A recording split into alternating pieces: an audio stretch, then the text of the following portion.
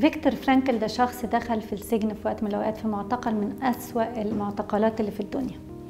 وقال حاجة جميلة جدا. هو في السجن ده شاف أيام قاسية جدا جدا، وفي السجن ماتت مامته وباباه ومراته وأخوه،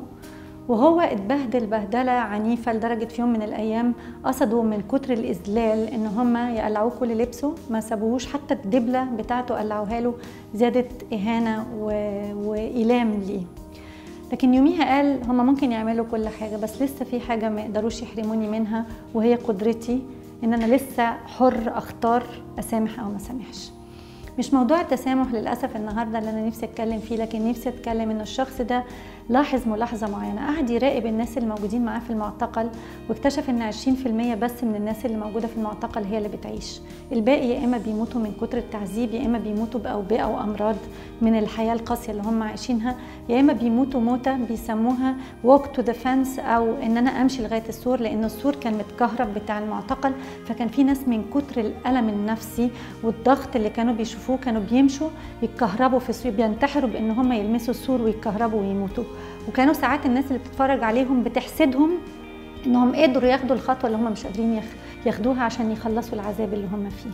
في وسط كل الظروف دي لاحظ ان في 20% من الناس بتعيش، وحب يعرف ايه الحاجه المشتركه بين الناس دي، واكتشف انه كل واحد من دول، مع انه كان لسه فيكتور فرانكل لغايه الوقت ده انسان ملحد مش بيؤمن بوجود الله، لكن قال ان اكتشف ان ال 20% اللي بيعيشوا لانهم عايشين لسبب او لقضيه بره نفسهم واسمى من نفسهم. وده بيخلينا برد، يعني انا نفسي اقول الرساله دي، بقولها لنفسي في اوقات كتير، ونفسي اقولها لكل شخص فينا حاسس انه في اوقات بيعدي بحاله اكتئاب، لانه بيقعد يفكر في نفسه وفي احتياجاته. اظن الشخص ده كان بيمر بظروف قاسيه جدا، يمكن اقصى من حاجات كتير قوي من اللي احنا كلنا بنمر بيها، لكن في وسط العذاب ده اكتشف انه في حاجه تخليك تطلع من اكتئابك، انك كل ما بتركز على نفسك بتكتئب، كل ما بتركز على احتياجاتك، كل ما بتركز على احباطاتك من الناس اللي حواليك، وان هما